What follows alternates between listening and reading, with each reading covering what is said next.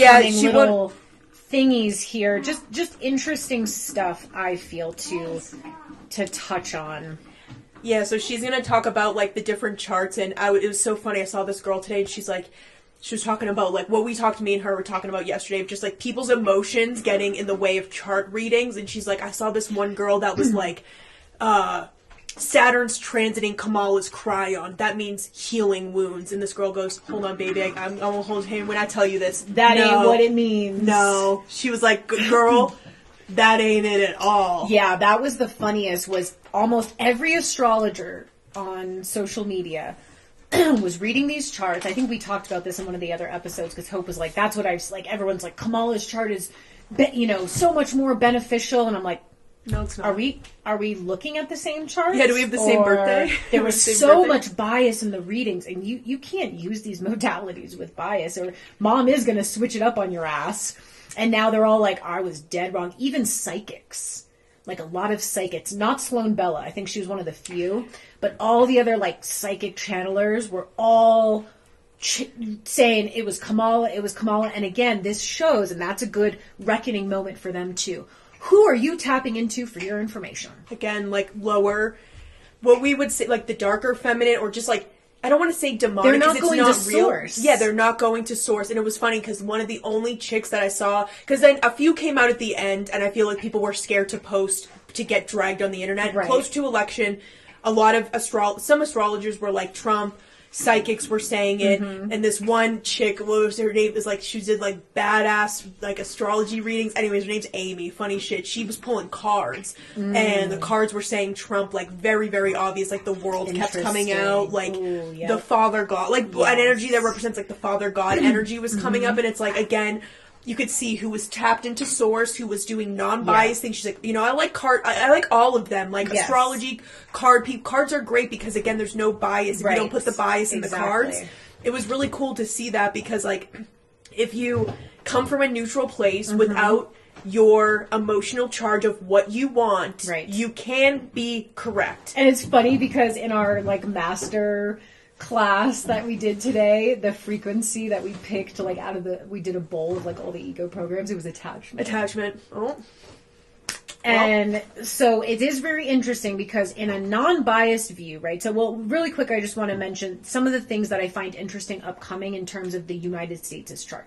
So for one, Mercury is going to go retrograde at the end of this month in Sagittarius. Now, that's going to be in the U.S.'s first house of self and outward appearance and how people view us. So with that, and Sagittarius is truth. So there might be something, and again, there can be a lot of, like, opinions, a lot of battles of truth, but in the first house of our sense of self and how people view us, right?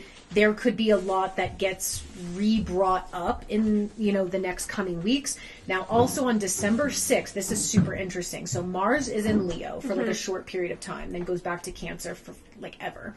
And so on December 6th, Mars is going to go retrograde at 6 degrees Leo, which is exactly on top of our North Node. Oh, Lord. As a country. And it's interesting because so our North Node as a country is in Leo at 6 degrees in the 8th house.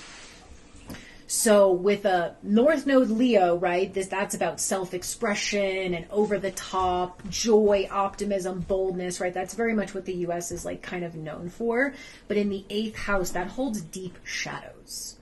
There's deep shadow work to be done. Arrogance, thinking you know better, like deep kind of things, right? So with Mars going to go retrograde right on top of our North Node, that's just interesting. I don't know what that means and how that plays out, but that's just something to, like, look at, right? Now, I just want to quickly touch on Trump and Kamala's charts and why I think people got it so wrong with so much bias. The first thing I want to note is that Kamala's a Libra and the South Node is in Libra. So already, I didn't see anybody talk about that. Already, that puts pressure on you, because when the South Node is in your sign, you're getting brought up with shadows and things that are no longer working for you. And so as a Libra, she played right into the lower energy of Libra. That whole, like, just nice. Oh, the celebrities. He. Like, she just played it all out. Yeah, and then she didn't transform it. Her moon in Aries, because then her and Biden are both born on full moons. Interesting. Because that means she was born on a full moon. They're opposite signs. And then Biden is a Scorpio sun, moon in Taurus. So he was born on a full moon too. So that's just kind of interesting. They're both born on full moons. Just fun fact. And so with the North Node in Aries, she really should have led with her moon in Aries, which is much more like power, strength, leadership, being assertive, a leader. And she totally fell into the shadows of Libra. And also emotions too. Like she went very emotional with her moon. Like she governed her whole campaign off of the emotions of people when she should have stepped in. Like if she was really embodying the divine feminine, she would have stepped into that leadership role. And if she had already learned her lessons from the South Node in Libra, she would have, I feel like she could have won if she was really in that, if she had the right intentions, which we know that party, like, we know she's bought out and she's been, you know what I mean? Like, we know all of that. So we knew it wasn't going to go that way, but her higher self, she did have an opportunity, I feel. She did. To be her higher self, and she just went to what she's known, which is being a cabal or, you know, an elitist puppet, unfortunately. Yeah, like, you know, all the rumors about her, which really aren't rumors, that, like, she slept her way into all of her positions. They say she's in Diddy tapes. You know, that she's all about, like, oh, I'm in with the celebs, and I'm in with the cool crowd, and I'm just so, like, funny and giggly and hee. And it's all a mask. It's not real. Right. It's fake. And instead of really leaning into that moon in Aries, which would have aligned with the North Node, she didn't do it. Or she went into the shadows of it. So again, I think if people would have looked at this non-biased and looked at the energy of it, they would have quickly been like, oh, she's not really embodying, like, you know, the higher of all of this. Now, the other thing that I think is, to me, the biggest thing, right? Well, two other things that I didn't hear a lot of people talk about. So, like Hope was saying, so she has Chiron in Pisces, okay, in her 10th house of career, public image. This is how people view you as a leader. This is like the sum of your accomplishments. So the 10th house is ruling her campaign. Right. And her position. Right. So when you have Chiron there, you have a wound. Saturn is sitting on top of her Chiron in the 10th house, in retrograde, which means karma. And with a Chiron in Pisces, that means Kamala has spiritual karma that she has not resolved. And with fucking Saturn sitting on top of that in her 10th house, and everybody thought, oh, what a beneficial chart. I'm like, are we looking at the same fucking thing right now? Yeah, it's like she has spiritual karma, and like the rumors, which we know are somewhat true. Like, I've heard that she's on Diddy tapes, whatever. Like, she went into the complete lower feminine energy of like sexual energy, sleeping your way to the top. Kind of like that Libra facade. I don't know if you guys remember, like when the Aries full moon during the eclipses, we read that guy that Aurora read, and it was literally talking about like masks coming off, being who you really are. Stop doing that. And it's like, again, I feel like she had this karma of redemption to be potentially a vessel for a divine feminine leadership, and it didn't happen. And she did not choose that, and she didn't choose that a long time ago, way before this election. She didn't choose this, you know, at a very, very young age. This has been going on a while.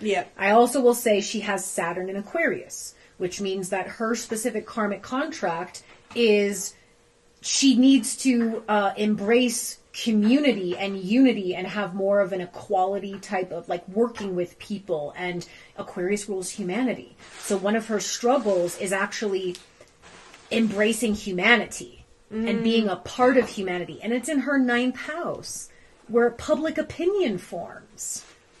And also Pluto at the 29th degree of Capricorn is sitting in her 8th house of shadows and unconscious behavior and untransformed shit. And I feel like Saturn's probably kicking her ass too, because if she has Saturn in Aquarius, that means she just went through her second Saturn return a couple years ago and didn't learn the lessons. So when she was vice president, right, that was her Saturn return. So her second Saturn return didn't learn the lessons. Now Saturn's on top of her cryon, being like, everything you didn't learn with your last Saturn return, you're gonna get it now. You're gonna get it now. And so if we look at Trump's, right, it's not like he has all favorable. Well, I think it's interesting that they're both North Node Geminis, and we have Jupiter in Gemini right now, so that was beneficial for both of them. And I get that's why people said it could go either way, but again, it didn't end there for a lot of people. Right. They continue to put their bias into Kamala. Yes. Unfortunately. And, Trump has a lot of Libra placements. And so I do feel that South Node was also hitting on his Libra placements, but obviously he did better at handling them. He's not one, if you look at the two of them, right, like he does have a way of being funny and like, but he will say the truth when it needs to be said. And that's what Kamala was not doing. So I think Trump learned a little bit more from the South Node Libra transit. He had to learn a little bit more tact, because he was a little raw in the first race, and he had to learn a little bit of that, and that benefited him. He wasn't as crazy. And I also see too, like, Jupiter's retrograde in his chart and Neptune, both the Libra placements you're talking about, and I feel like, one, I truly wholeheartedly believe he's got an astrologer on deck, and that's what some other girl said. So. I really do feel like an astrologer is a part of his team. Anyways, I just feel like with that, he's really mastered that Jupiter energy and the Neptune energy. I like I said, I really feel like someone's been guiding him astrology wise to really focus on those places. Yeah. And because he was born retrograde, it was like a focus for him. And I feel like he has put effort to mastering those Libra placements, which is why he's less affected with the South Node. And I think why people were saying that they weren't sure about Trump's chart here is because Uranus is in Taurus right now, right? And Uranus is that shock factor. There's always unexpectedness. Now, the Uranus right now is sitting on top of Kamala's Jupiter. She has Jupiter and Taurus in the 12th house, which also the 12th house is that house of hiddenness. There's confusion there. And so Uranus is actually triggering her Jupiter and Taurus in that 12th house for her to be grounding in spirituality, for her to find this connection. And again, I think we saw a lot of, that's why people were saying they think she's drunk all the time. I think she's in a bit of a psychosis because she's not actually grounding in what she's supposed to. Now with Trump, his midheaven is actually conjunct Uranus right now. That's why most astrologers got it wrong, is because I think they were thinking the midheaven is the 10th house. Yep. That public, accomplishments and achievements. And they thought, it was going to really throw... But it went the other way. It threw a total curveball that nobody saw coming. Right, but that's the thing of, like, too, with astrology is, like, people out there, like, tend to have a very lower view of the planets. And it's like, Uranus, shock, unexpected events. It has to be not good. Yes. And it's like, it was shocking. It was unexpected for the Democrats. Well, really, Republicans were, like, really praying that it was unexpected for everybody. But, like... It can be good things, too, if you've done that inner work. And that's the difference between Trump, because I agree with you. Remember, you were just saying, like, he had, like, kind of this, like, aggressive kind of energy, and he's changed. He has softened a bit. He's softened, he's humbled himself, he's learned, and he's grown. So when you do the growing, especially, like, Saturn, Uranus, Neptune, Pluto, what these outer planets want you to learn through sometimes usually harsh lessons, you get the benefits as you continue on your life journey and as you get older. And Trump's in his 80s, so he's mastered a lot of things. And the reason it didn't work out in Kamala's favor is, I agree, like, she's not doing the work that as she should have, like with Jupiter in the 12th house and all, like, it's spiritual, it's inner blessings, like doing that hard work, like going within yourself. And I agree, I feel like I did see someone that does energy readings on TikTok months ago be like, she's like 10% in her body. Yeah, she's really ungrounded. She's not there. And a lot of her chart is requiring groundedness and solidness, and she's just not embodying it right now. So that was, now Trump is also entering his Uranus return, because Uranus is going to enter Gemini next year, and he's going to be in his Uranus return, which a lot of people never make it to if they don't make it till their 80s. Yeah. Right? And the United States also has Uranus in Gemini. And again, I didn't see any astrologers talking about that. He is aligned with the United States' chart. They're both having a Uranus return, and his Uranus is also in the 10th house of his position, of his authority. So, and he is going to bring a lot of, the Uranus and Gemini energy is going to bring a lot of changes to information. and the way we think and the way we talk and the way we share information. So that gives me disclosure vibes. And then the last thing I want to say, they both have Mars and Leo, so they both have Mars and Leo right now, which could have helped them both. Could have helped them both. But the last thing I want to say is that this Mercury retrograde in Sagittarius at 22 degrees is right on Trump's moon. So I have a feeling he's going to have something to say.